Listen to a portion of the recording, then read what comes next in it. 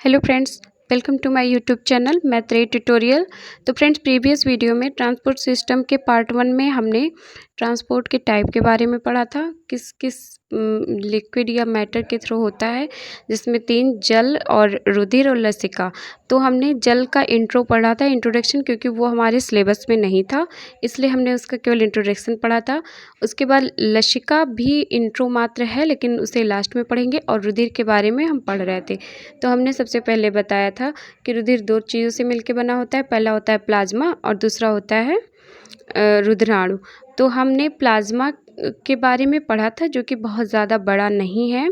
Plasma का भी समझ लो इंट्रो ही है इसमें, तो उसे हमने पढ़ लिया था। अब यहाँ हम पढ़ेंगे रुधिराणुओं के बारे में। रुधिराणु या रुधिर कणिकाएँ या ब्लड कार्पल्स। तो ये हम पढ़ते हैं कि रुधिर या रक्त या रुधिर में मुख्यतः 2 प्रकार के तत्व पाए जाते हैं। पहला है प्लाज्मा, जो 50 से 55% होता है। ब्लड का 50 से 55% प्लाज्मा होता है, और प्लाज्मा का लगभग 90% पानी होता है।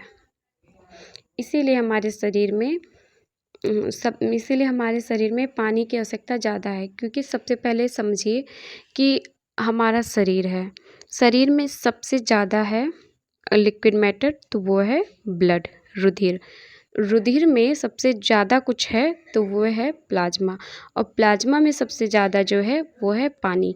तो इस वजह से हमारे शरीर के वैसे भी हम लोगों में लसिका तंत्र भी पाया जाता है, लेकिन उसमें पानी ज़्यादा नहीं होता है, और रुधिर में बहुत ज़्यादा होता है। तो इसीलिए हमारे शरीर में पानी की आवश्यकता ज़्यादा होती है।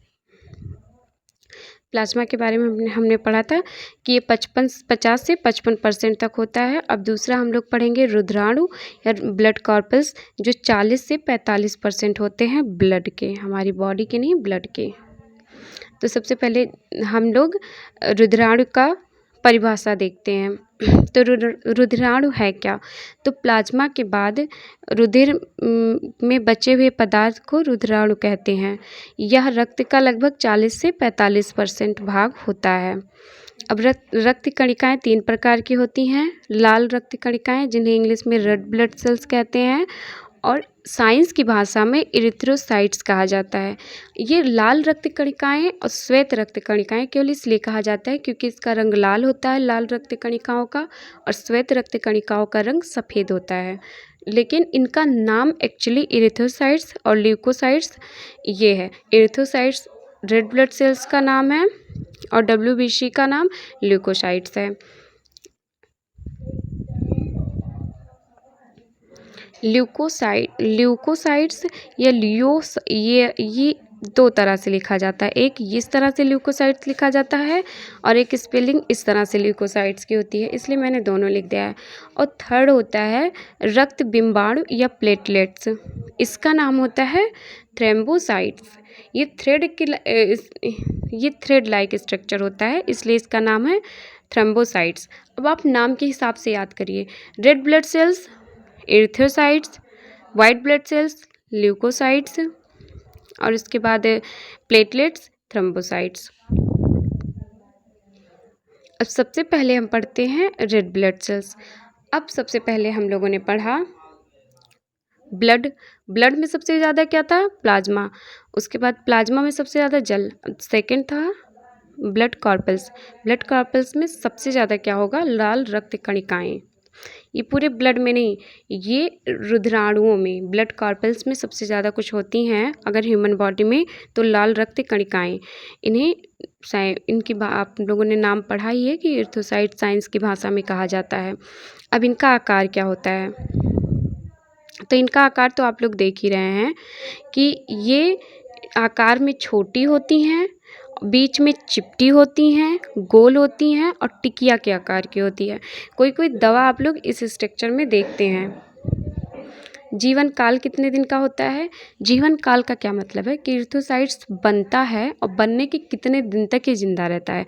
तो 120 दिन तक रहता है। जब हमारी बॉडी में रेड ब्लड सेल्स बनने के बाद वो 120 दिन तक रहेंगे, उसके बाद डेड हो जाएंगे।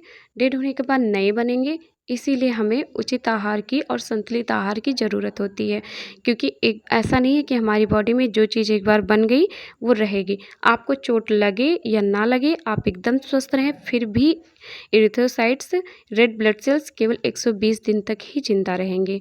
इसीलिए आपको आयरन युक्त भोजन लेना चाहिए, क्योंकि हमारी बॉडी में ये जो एरिथ्रोसाइट्स है ये रेड होता है क्योंकि हीमोग्लोबिन के कारण। हीमोग्लोबिन जो होता है वो हमारी बॉडी में, वो हमारी बॉडी का श्वसन पिगमेंट रंजक है। वो हमारे फेफड़ों से के गैसों से ऑक्सीजन को सिलेक्ट करता है। समझ लिए एक चुंबक है, वो चुंबक जो केवल ऑक्सीजन को अपनी तरफ खींचता है।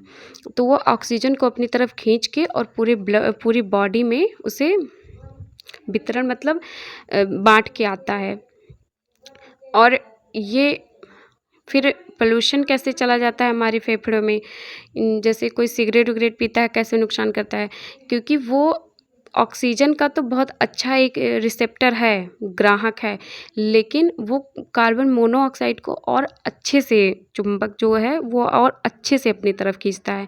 इसलिए ऑक्सीजन से ज़्यादा नुकसान कर देता है अगर कोई सिगरेट पीता है। सिगरेट पीने वाले को भी उतना ही नुकसान करता है जितना वहाँ आसपास के बैठे लोगों को भी उतना ही नुकसान करेगा जितना पीने वाले को करेगा।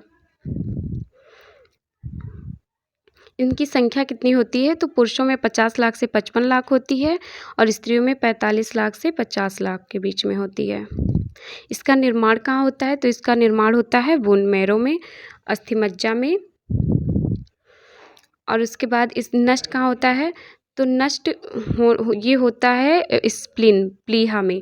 हमने जब डाइजेशन में स्टमक पढ़ाया था तो स्टमक के पीछे एक स्ट्रक्चर होता है पतला सा, जैसे वो था अग्नाशय, उसी तरह का स्ट्रक्चर होता है स्प्लीन। स्प्लीन को हमारी बॉडी का ब्लड बैंक कहा जाता है। स्प्लीन के आधार पर ही आज कई हॉस्पिटल में या वैसे भी ब्लड बैंक बनाए जाते हैं। यहाँ पे जो हमारी बॉडी का अतिरिक्त ब्लड होता है उसे स्टोर कर लिया जाता है। और आरबीसी में केंद्रक नहीं होता है, लाइसोसोम भी नहीं होते, मतलब सेल ऑर्गेनेल्स नहीं होते हैं, तो ये अपने आप को डिस्ट्रॉय नहीं कर सकता है। सेल लाइसोसोम होता है तो जो सेल डेड होने वाली होती हैं लाइसोसोम उन्हें डिस्ट्रॉय कर देता है। इसमें ऐसा कुछ नहीं होता है। केंद्रक भी नहीं होता है कि अपने आप को तोड़ के 2 नई सेल्स में चेंज कर लें, इसीलिए ये डेड हो जाती हैं। अब ये डेड हो जाएंगी, अगर ये बॉडी से बाहर नहीं हुई तो वहाँ बीमारी का रूप ले लेंगी, तो इसीलिए ये स्प्लीन में जाके डेड होती हैं। इसीलिए स्प्लीन को आरबीसी का कब्रिस्तान भी कहा जाता है। मैंने रीजन भी लिखा है, क्योंकि स्तनधारियों में आरबीसी केंद्रक विहीन होते हैं। केंद्रक नहीं है तो ये टूट के 2 नए सेल्स में नहीं चेंज हो सकती हैं। और ज़्यादा कोशिकाएं क्या होती हैं, जैसे ये एक है तो ये ओल्ड हो गई तो इसके केंद्रक 2 में चेंज हो जाएंगे, तो ये इधर 2 नई कोशिकाओं में बदल जाएगा। सेम यही 2 इधर नई कोशिकाओं में बदल जाएगा। बूढ़े होने पे ये पेरेंट था, ये डॉटर सेल्स हो गई, तो ये दोनों नई हो जाएंगी। इनमें सारी नई क्वालिटीज़ आ जाएंगी। और जैसे कोई सेल्स होती हैं जिनमें बीमारियां होती हैं तो उनमें लाइसोसोम अगर होता है तो लाइसोसोम फट के खुद तो जाएगा ही, इस पूरे को भी ख़त्म कर देगा, तो वो भी सेल हमारे लिए नुकसान नहीं कर पाती। इसीलिए लाइसोसोम को आत्मघाती थैली भी कहा जाता है, क्योंकि वो सुसाइड मतलब खुद भी ख़त्म हो जाती है और उसे भी डेड कर देती है। आरबीसी जब अपनी शुरुआती स्टेज में होता है, जैसे जब वो बच्चा होता है तो उसमें सारे सेल ऑर्गेनेल्स होते हैं लेकिन केंद्रक नहीं होता है।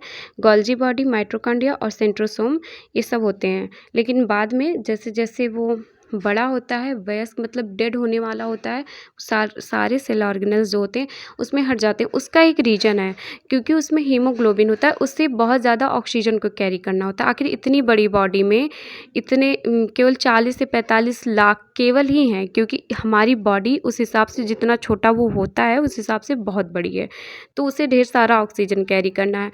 तो अगर उसमें सारे सेल ऑर्गेनेल्स ही भरे होंगे तो वो ऑक्सीजन अपने अंदर कैसे भरा रहेगा।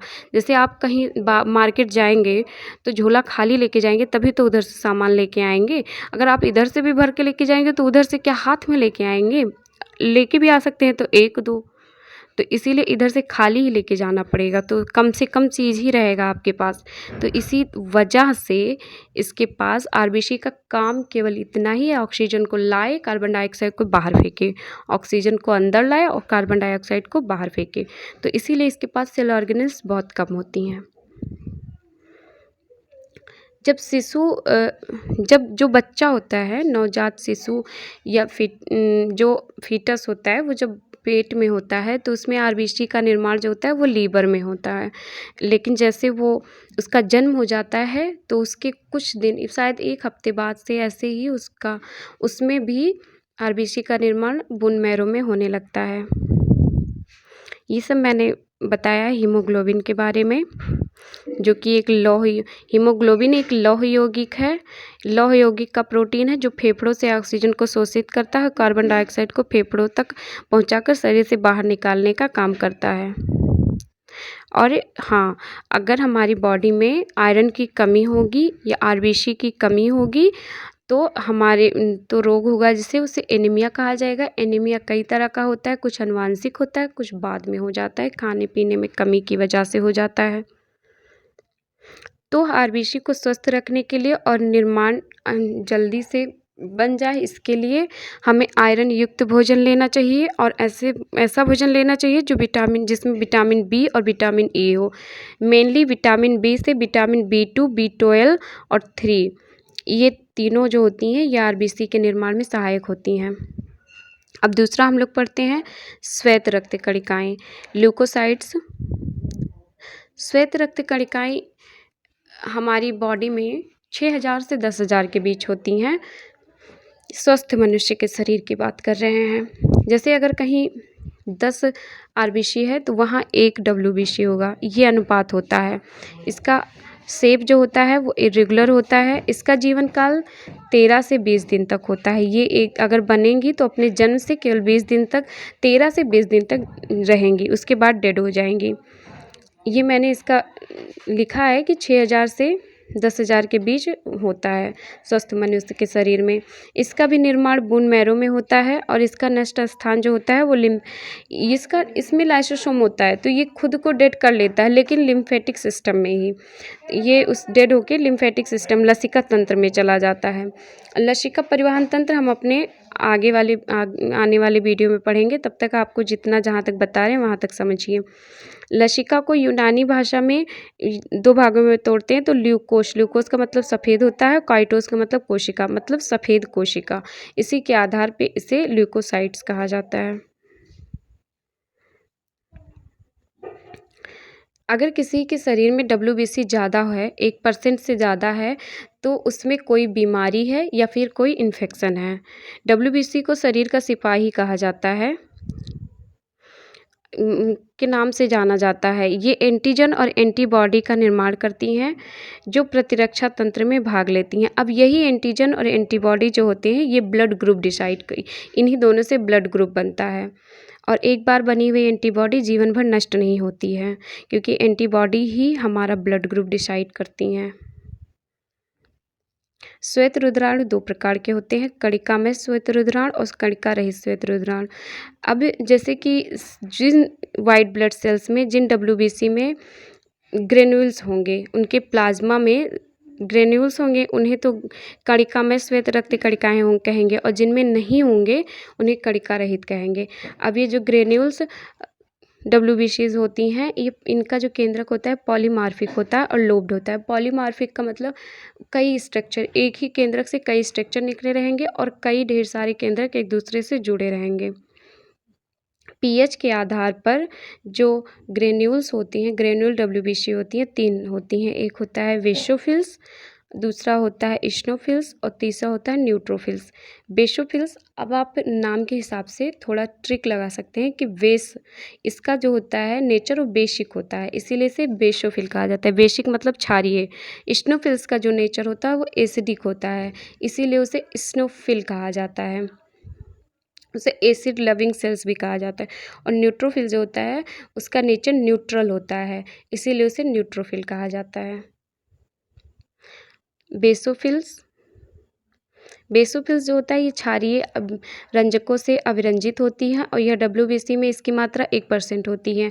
ये संक्रमण के समय अलार्म का काम करती है। जैसे कि कोई भी वायरस आपकी बॉडी में घुसा, जैसे कोरोना वायरस ही था, तो कोरोना वायरस किसी की बॉडी में इंटर किया तो पूरी बॉडी को, इनफैक्ट ब्रेन को भी ये बात कैसे पता लगेगी, तो बेसोफिल्स जो होती थी वो अलार्म बजाती थी। जैसे कहीं लगा रहता है फायर अलार्म, तो कहीं थोड़ा सा भी धुआं उठता है तो अलार्म बज जाता है, पूरा वहाँ का जो भी माहौल रहेगा, जो भी लोग रहेंगे, सब अलर्ट हो जाएंगे। तो इसी तरह हमारी बॉडी में अलार्म बजाने का काम बेसोफिल्स करती है। ये एक हिस्टामिन नाम के रसायन का, केमिकल का स्रावण करती है, जिससे पूरी बॉडी के सेल्स को अलार्म मिल जाता है कि हाँ, इन बॉडी में कोई कोई बीमारी या फिर कोई बाहरी जीवाणु ये सब घुसे हैं। जैसे कोरोना वायरस बॉडी में इंटर किया तो तुरंत ये अलार्म बजाएंगी। तो अगर किसी का ब्लड टेस्ट किया जाएगा, उनमें हिस्टामिन होगा, तो माना जाएगा कि हाँ, इनमें कोई एलर्जी हो गई है बॉडी में, क्योंकि हिस्टामिन एलर्जी का सूचक होता है। और ये बॉडी में इन्फेक्शन को ये अलार्म भी बजाएंगे कि बॉडी में इन्फेक्शन आ गया है, और ये भी इन्फेक्शन आ गया है, और ये भी बताएंगी कि कौन सा इन्फेक्शन है। जैसे जुखाम है, रेनो वायरस आया है कि कोरोना वायरस आया है कि टीबी का वायरस है, क्या है, ये उसे क्लियर करके बॉडी के सेल्स को बताने में और उनका एंटीबॉडी बॉडी में उनकी एंटीबॉडी बनाने में मदद करती हैं। अब सेकंड है स्नोफिल्स। स्नोफिल्स जो होती हैं ये एसिडिक नेचर की होती हैं। ये अम्लीय रंजकों से अभिरंजित होती हैं। रंजक मतलब पिगमेंट। इनका कलर भी थोड़ा पिंक होता है, और बेसिक का जो बेसोफिल्स था उसका कलर थोड़ा बैंगनी होता है। डब्ल्यूबीसी में इसकी मात्रा 2 से 3% होती है। इसके बड़े एसिडोफिलिक साइटोप्लाज्मिक कणिकाओं के कारण इसे एसिड लविंग कोशिकाएं कहा जाता है।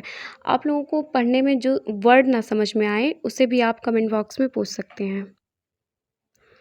इसकी इसकी इसी प्रकृति के कारण इसे एसिडोफिल्स भी कहा जाता है। स्नोफिल्स को एसिडोफिल्स भी कहा जाता है।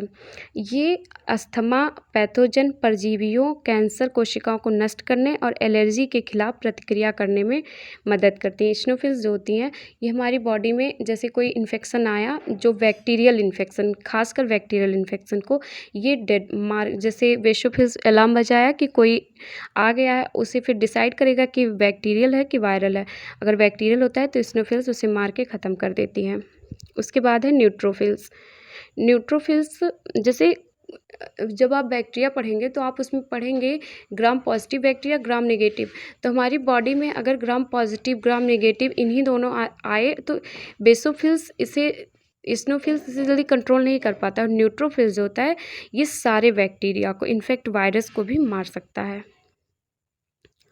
ये अम्लीय रंजक, क्षारीय, उदासीन तीनों रंजकों से अभिरंजित होती है। डब्ल्यूबीसी में इसकी मात्रा 40 से 70% होती है। ये सबसे ज़्यादा होती है डब्ल्यूबीसी में। ये बैक्टीरिया, कवक आदि को मारकर पचाने का काम करती है। ये मार भी देती है और खा भी लेती है। डब्ल्यूबीसी में क्योंकि इसमें जो लाइसोसोम होता है वो न्यूट्रोफिल्स में बहुत ज़्यादा होता है, तो वो मार के खाने का भी काम कर लेती है। डब्ल्यूबीसी में इसकी संख्या सबसे ज़्यादा होती है। ये माइक्रोबियल संक्रमण के संकेतों के लिए जीव में लगातार गश्त करती हैं, पूरी बॉडी में लगातार घूमती रहती हैं, जहाँ भी संक्रमण मिलेगा उसे मार के खा जाएंगी।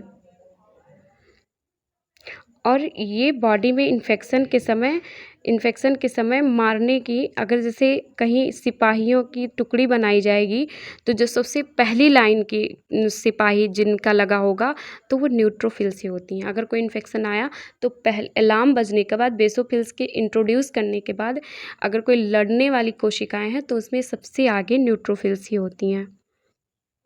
अब सेकंड है जो कणिका रहित श्वेत रक्त कणिकाएं थी, जिनमें ग्रेन्यूल्स नहीं होते हैं। तो इनमें केंद्रक बहुत बड़ा होता है और जो कोशिका द्रव होते हैं वो बहुत कम होते हैं। ये 2 प्रकार के होते हैं।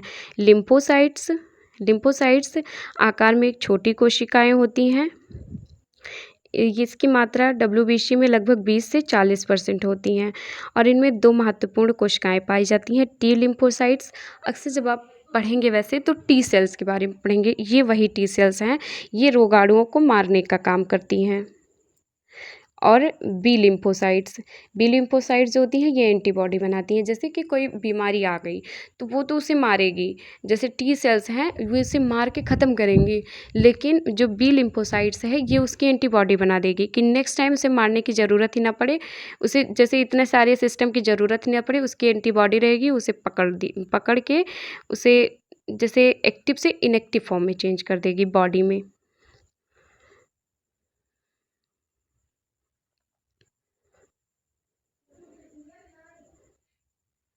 अब नेक्स्ट हम पढ़ते हैं मोनोसाइट्स। मोनोसाइट्स जो होती हैं ये डब्ल्यूबीसी की सभी कोशिकाओं की तुलना में सबसे बड़ी होती हैं। अभी तक आप लोगों ने स्ट्रक्चर भी जो देखा होगा उन सब में सबसे बड़ी आपको ये लग भी रही होगी। मोनोसाइट्स कोशिकाएं सबसे बड़ी होती हैं, डब्ल्यूबीसी में सबसे बड़ी कोशिका हैं। ये रोगाणु और जीवाणुओं को खाने और मारे गए जीवाणुओं की सफाई का काम करती हैं। ये एंटीजेंस, एंटीबॉडी और माइक्रोफेजेस को भी पहचान लेती हैं। अब ये रोगाणुओं को मारने का, जीवाणुओं को मारने का और फिर जो बॉडी में डेड सेल्स हो गई हैं उनकी सफाई का काम करती हैं। लेकिन इसका मतलब ये नहीं है कि एंटीजेंस को, एंटीबॉडी को, माइक्रोफेज को भी मार देंगी। एंटीबॉडी जो है, तो जैसे अभी हमारी बॉडी में अब जैसे कोरोना था, पहले कोरोना सबकी बॉडी में जाता तो बीमारी बनाता, तो उसी कोरोना को इनएक्टिव फॉर्म में करके हमारी बॉडी में डाल दिया गया। वो डायरेक्ट नहीं डाला जाता, उसका एक प्रोसेस होता है। तो वही कोरोना जब उस तरह से हमारी बॉडी में गया तो उसका हमारी बॉडी में एंटीबॉडी बन गया। देखे थे कि वैक्सीन में भी सबको प्रॉब्लम होती थी, बहुत ज़्यादा फीवर ओवर की, इसीलिए क्योंकि हम तुरंत उस चीज़ को एब्जॉर्ब नहीं कर पाते हैं।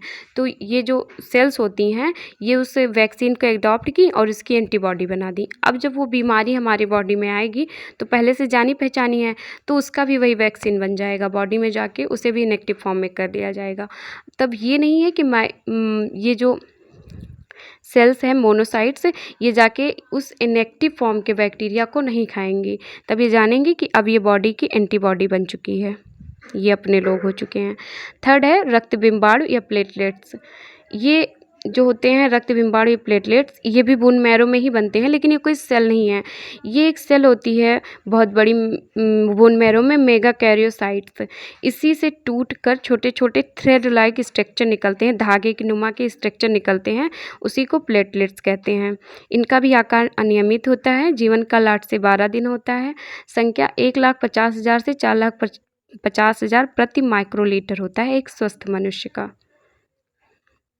निर्माण अस्थिमज्जा में बहुत बड़ी कोशिकाएं जिन्हें मेगा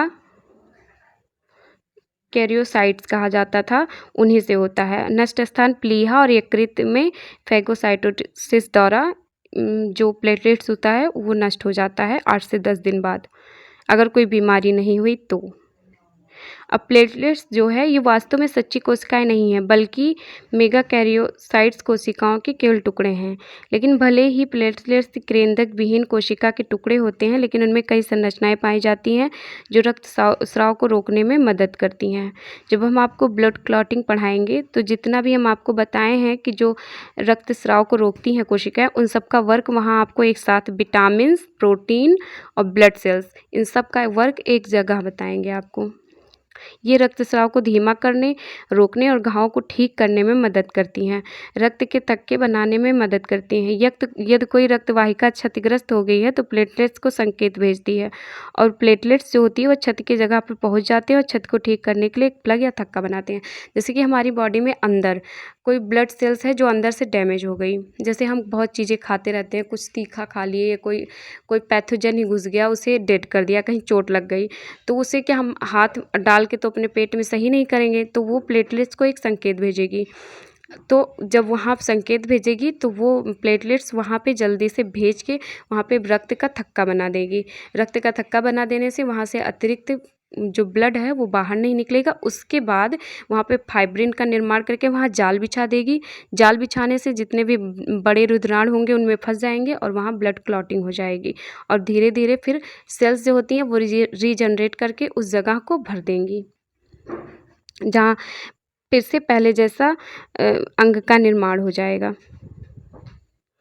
और प्लेटलेट्स का एक और काम होता है, ये बॉडी में हमारे जब कोई भी बैक्टीरिया वगैरह आते हैं तो ये अगर कोई बॉडी पार्ट को क्षति पहुंचाते हैं, जैसे कि मोनोसाइट्स और ये सब तो मारने का आगे काम करते ही हैं डब्ल्यूबीसी, लेकिन उसके बाद अगर वो बॉडी में पहुंच गए, जैसे कि अभी पहुंच के वो गले को और लंग्स को प्रॉब्लम दे दिए, तो वहाँ उस जगह को जल्दी भरने का काम प्लेटलेट्स ही करती हैं और उस टाइम पे हमारी बॉडी में प्लेटलेट्स बहुत घटता जाता है। इसलिए हमें उन पदार्थों का या भोजन में अपने उन चीज़ों का सेवन करना चाहिए जिससे हमारा प्लेटलेट्स बहुत ज़्यादा बढ़े। अब ये दो काम करता है जो प्लेटलेट्स होता है ये एक हीमोस्टेटिस ये क्या करता है, हीमोस्टेसिस ये रक्त वाहिका के क्षतिग्रस्त होने पे घाव भरने की प्रक्रिया है। जब ब्लड वेसल्स ठीक होंगी तो ठीक करेगा ये प्लेटलेट्स, तो उस क्रिया को हीमोस्टेसिस कहा जाएगा। और थ्रोम्बोसिस जब किसी रक्त वाहिका के अंदर, जैसे मैंने कहा ना पहले, ब्लड क्लॉट कर देगा कि वहाँ से अतिरिक्त ब्लड बाहर ना होने पाए, तो उसे थ्रोम्बोसिस कहा जाएगा। यहाँ पे मैंने इसका ओवरव्यू दिया है रुधिराणु का कि 3 तरह के होते हैं, red blood sales, white blood sales और प्लेटलेट्स। और जिसमें वाइट ब्लड सेल्स 2 तरह के होते हैं, ग्रेन्यूल्स और एग्रेन्यूल्स। ग्रेन्यूल्स 3 तरह के, बेसोफिल्स, इसिनोफिल्स, न्यूट्रोफिल्स। और एग्रेन्यूल जो होते हैं वो लिम्फोसाइट्स और मोनोसाइट्स। उसके बाद कुछ नोट हैं, जैसे कि मैंने पहले ही बताया था कि स्तनधारियों जो मैमल्स होते हैं उनमें आरबीसी में केंद्रक और अन्य कोशिकांग नहीं होते हैं। कब नहीं होते हैं? जब वो नष्ट होने वाले, अपने लास्ट स्टेज में होने वाले आते हैं तब। उसके बाद ये जीवन काल तो बता ही दिए हैं, ये भी बता दिए हैं कि स्प्लीन में नष्ट होता है। लेकिन ऊँट और लामा 2 ऐसे मैमल्स हैं जिनके आरबीसी केंद्रक युक्त होते हैं। और केवल स्तनधारियों के रुधिर में ही प्लेटलेट्स होते हैं। अन्य कशेरुकी जंतुओं में स्पिंडल कोशिकाएं होती हैं, उनमें प्लेटलेट्स नहीं होते हैं। अब आज के लिए बस इतना ही। हम अपने नेक्स्ट वीडियो में पढ़ेंगे आगे। अभी ब्लड का ही टॉपिक कंप्लीट करना है, तो अपने नेक्स्ट वीडियो में मिलेंगे ब्लड के नेक्स्ट टॉपिक के साथ। Thanks for watching my videos. Please like, share and subscribe my channel.